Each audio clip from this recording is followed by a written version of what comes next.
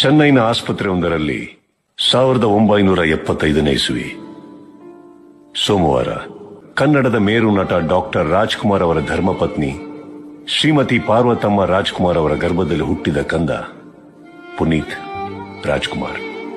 ಸಹೋದರರಾದ ಶಿವರಾಜ್ ಕುಮಾರ್, ರಾಘವೇಂದ್ರ ರಾಜ್ಕುಮಾರ್, ಸಹೋದರಿಯರಾದ ಪೂರ್ಣಿಮಾ, ಲಕ್ಷ್ಮಿ ಅವರ ಮುದ್ದಿನ ಅಪ್ಪು, ಎಲ್ಲರ ಪಾಲಿನ ಪ್ರೀತಿಯ ಅಪ್ಪು, ಅಭಿಮಾನಿಗಳ ಪಾಲಿಗೆ ಪವರ್ ಸ್ಟಾರ್.